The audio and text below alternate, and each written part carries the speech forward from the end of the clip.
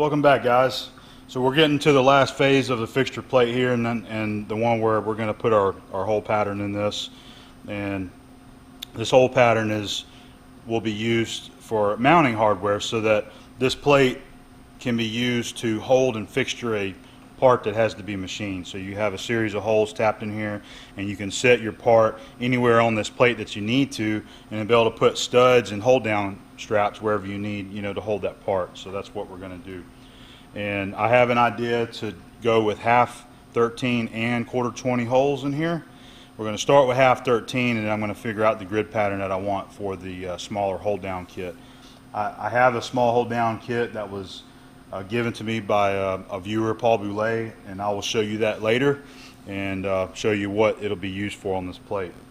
So we're going to go 2-inch centers. We got a 10-inch by 10-inch plate right there, and we're going to go 2-inch centers. And what I'm going to do is I'm going to put me some witness marks on here, so that as I'm laying this thing out, going in there and drilling it, I'll know that I'm on the correct pattern.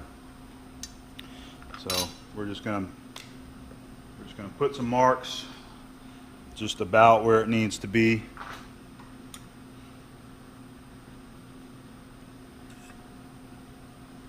Start with the ends like that, so we're 1 inch from the corners.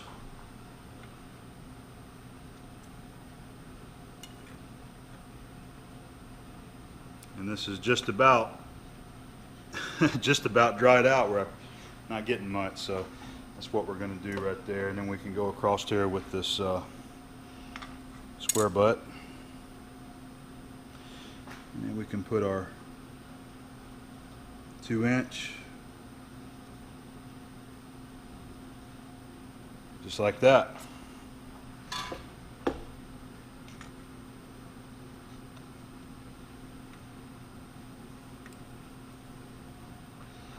Okay.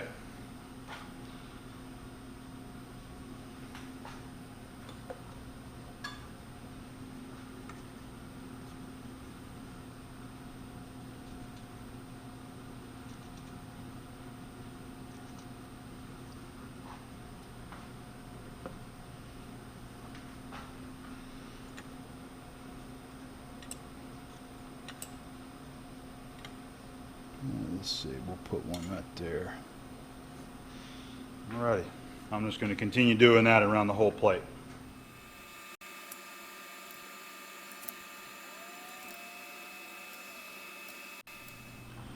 I'm going to use this corner here as my zero start location.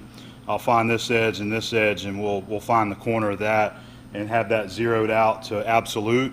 And then we're going to move over to our first hole location, and we'll use the incremental on the digital readout. We'll start with a 0 there, and then I'll just be able to step over 2 inches, 4 inches, 6 inches, 8 inches, and this same way with this way, 2, 4, 6, 8, and just keep up with our movement without doing any kind of zeroing every time.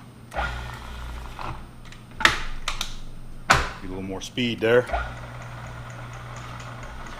And I ran the y-axis this way to make sure that I had enough travel, and we got just enough travel with everything set where it is right there. Alright, so that's going to be our edge. On that side, I'm going to zero it out. We're going to move 250.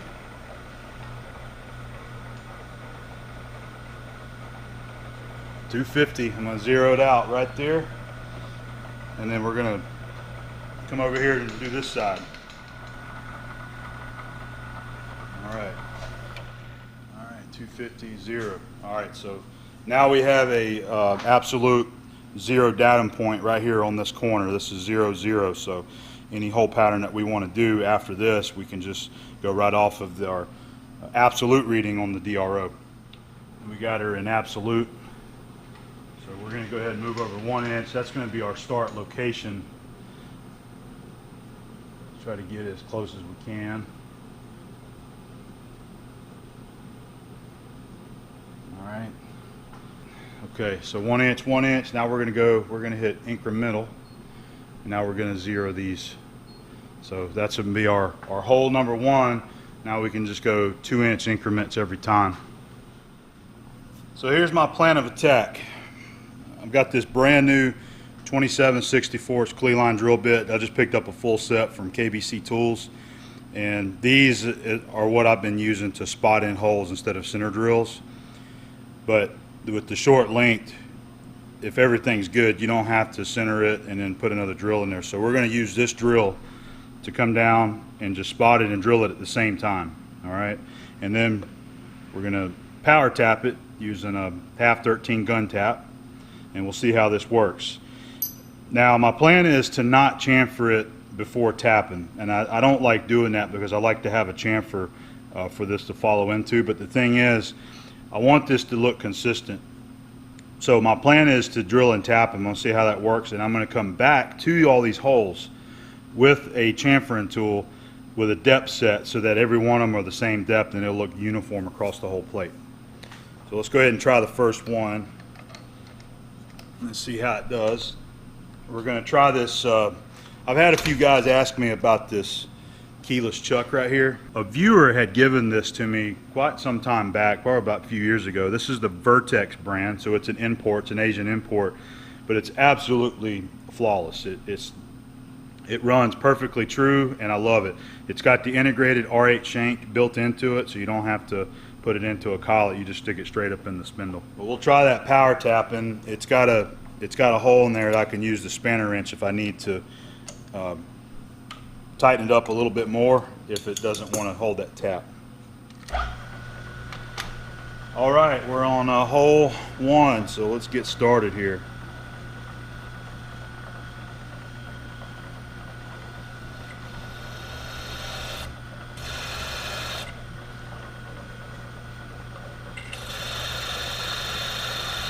We're not using any lube. That's another question I often get. You don't have to lube cast iron. It's actually better if you do not lube it.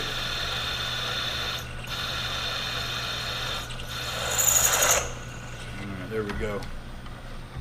Now we are going to end up having to take this thing apart so that we can clean all the chips out of the inside underneath that plate. But we'll do that after we're through with all of our machining. All right. And I think I'm going to set up my vacuum and just vacuum these chips up as we go. Let's try our tap and see what happens here. I'm going to go ahead. I can't ever get these things tight enough for these taps. That's why I'm worried it's not going to work. I'm going to go ahead and use this spanner wrench and tighten it up a little bit more. All right, let's see what happens there.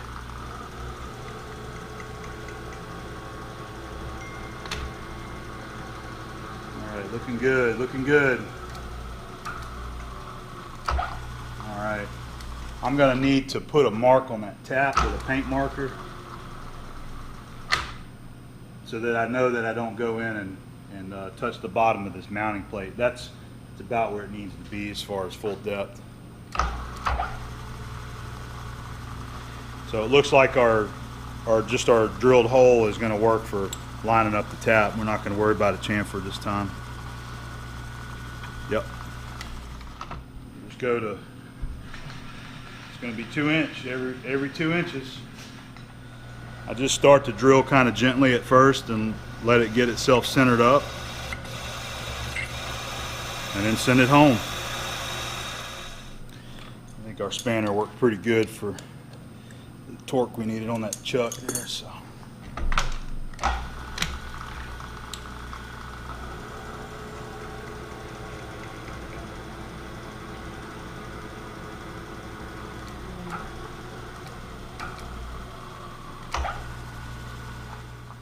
For anybody that may be wondering, see, you use hold down hardware like this on here, or a bolt, whatever. Looks like we got a good fit. Got our first row done, so now we're going to go another 2 inches in the Y. Start our second row.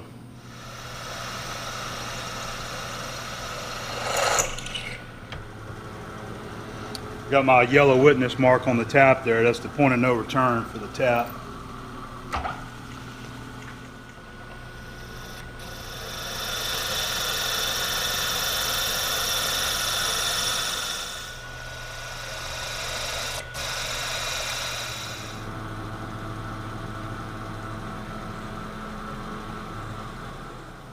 Alrighty, that was our last hole to tap there for our half 13. So what we're going to do now is go ahead and get us a chamfering tool set up, and we'll get our depth set on this hole, and then we'll work backwards through the grid all the way to our first hole. Alright, we got us a good chamfering tool in there, and I've got my stop set up here on the quill, my adjustable stop. We're going to go ahead and just lock it down right there. I was going to speed it up.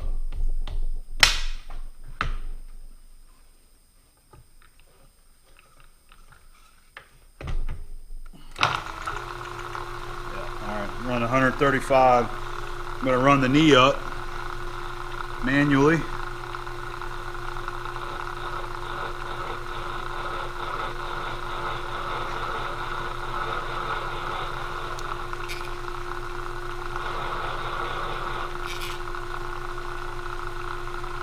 Just a little more.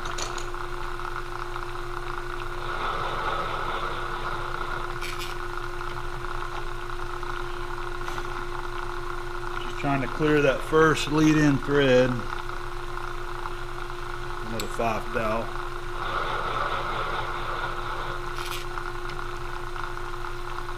That's looking pretty good. I think we'll leave it set right there. Just work our grid pattern back the other way. Now that I've got the stop set up here, we can just come down and chamfer it.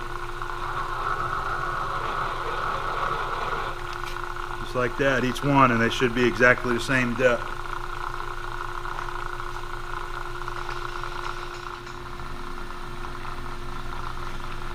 All right, last hole.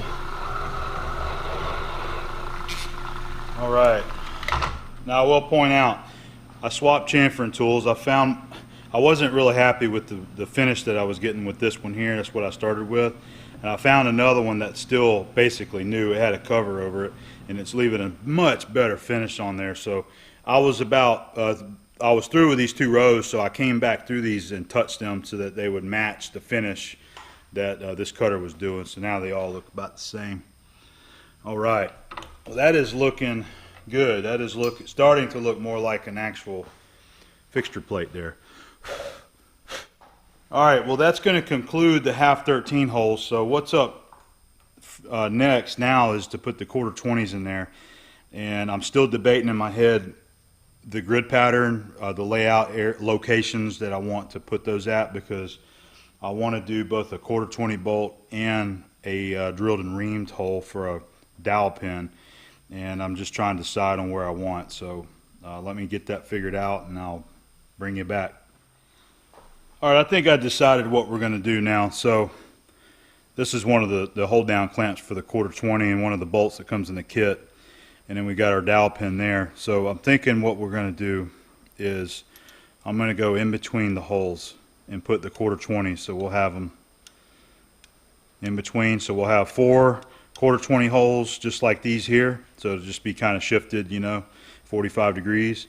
And then what we'll do is in between them, right in the middle of all these, we're going to drill and ream a 1/4-inch hole for these dowel pins there, and that will have a grid pattern there, so that we can, if we ever need, we can put a few of these in there, 2 of them or whatever, for a fence to back something up against.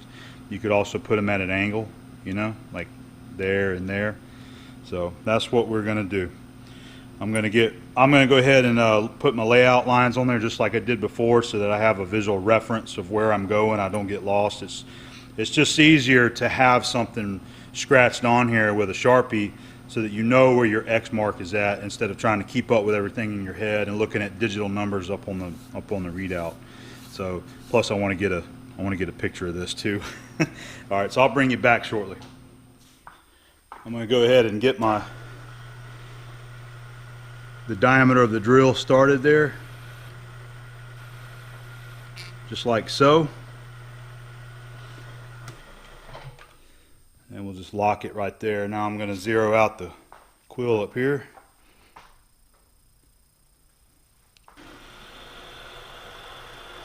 See how she does. We're going to go to 375.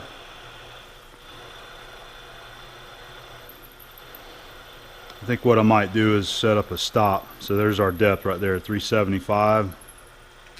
Now I could do that and just visually watch that every time, but it might be a little bit easier if I just go ahead and set up that stop. The same thing I used before, this guy right here, just clamp it onto the threads and then just come down to the stop. That's probably what I'll do. That way I don't have to look at this and manually get it every time. All right, we got our stop block right there, and then we've got our 0 on our digital readout right there. So we'll just go down there to that every time for every hole.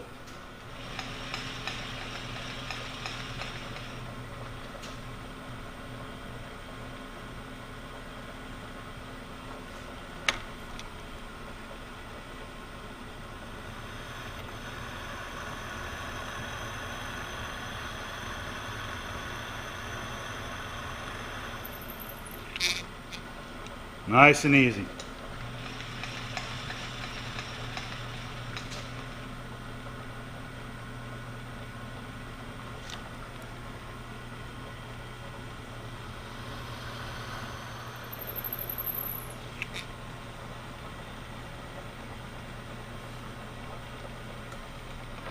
I see what I've done. I haven't finished I haven't finished laying all these out. I need to go in there. That's what's screwing me up. I need to go in there and lay out some more holes. Alright, that's more like it. So I told you wrong. I'm going to be working the even and the odd numbers this time. That's alright. We got our witness marks. We'll be all good to go. So let me get a couple more of these drilled to show you.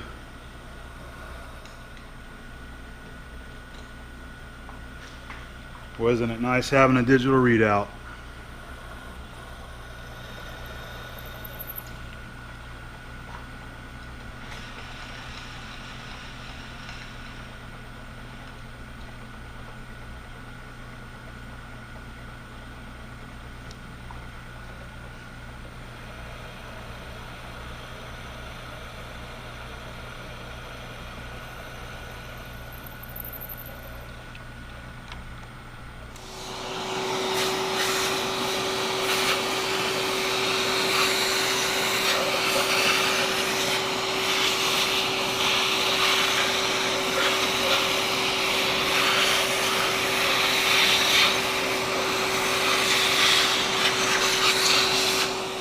My plan of attack for tapping these holes, I'm going to use this spiral fluted tap to start the holes. You know, it's got taper there, ground on it, so it's not going to cut threads to the bottom.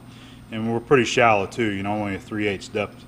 So we're gonna power tap it this way, and then I'm going to come back after I power tap them all. I'm going to use a bottom tap, this 1/4-20 bottom tap, and just a tap wrench. I'm going to manually tap the holes all the way to the bottom there.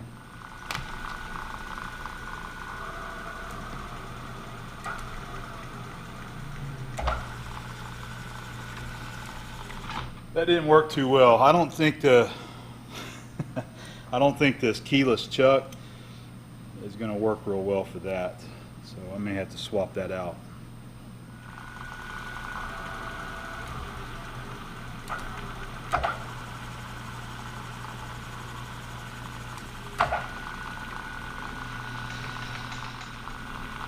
This would be a perfect job for a tapping head, but I don't own any of the tapping heads to be able to do this operation, so that's why I power tap it in my drill chuck.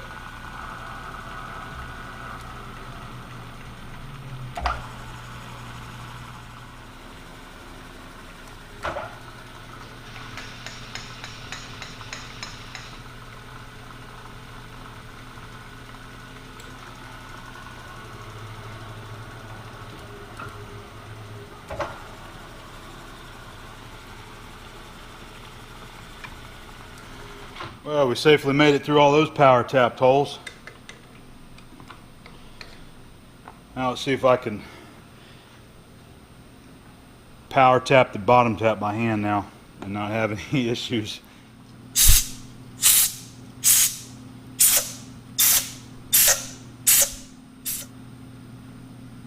I think I did the first two already, just testing them out.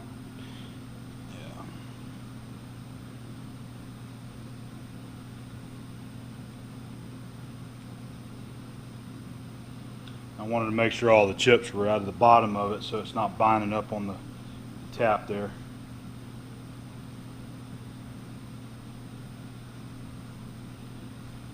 All right, that's going to work out pretty good.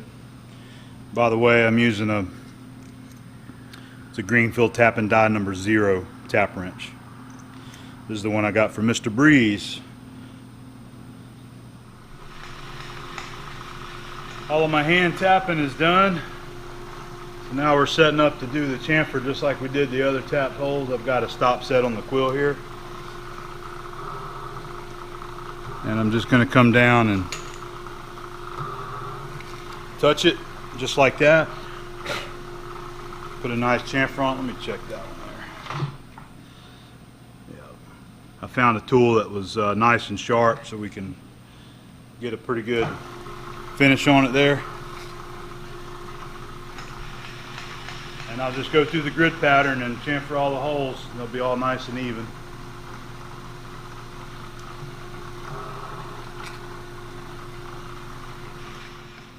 Well, that thing's finally starting to look like a fixture plate, isn't it? Man, it's looking good. We got all of the holes tapped, chamfered, blown out. All those are done. So the last step that we're going to do is we're going to go in between them right in the center here, and we're going to drill and ream a 1/4 inch hole for our dowel pins to slip in there. All right, so that's going to be the next step. I'm real happy with it. I like the way the pattern is looking. I wasn't sure without seeing it actually machined in there, but now I'm real happy with it. And I'm going to grab a couple of little clamps so you can see how it works. I'm going to give you a better overview of this kit, but we're going to wait until we're done. But so, you know, you have some little finger clamps like this that Paul made, and then you've got bolts, and you've also got studs that you can put into these tapped holes here, just like you would the 1/2 inch. All right, and then you can use this as your stud for your hold downs. Okay, so with all those holes, you should have a good pattern there to be able to hold some kind of odd part. And we might find something around here that we can use as an example to hold down if you was to have to do some machining. All right, and there's other pieces that go in here to hold the heel of the clamp up and things like that. But like I said, we'll go into that once we get this completed, and we'll show what all it's capable of. All right, so on to the drill and reamed holes.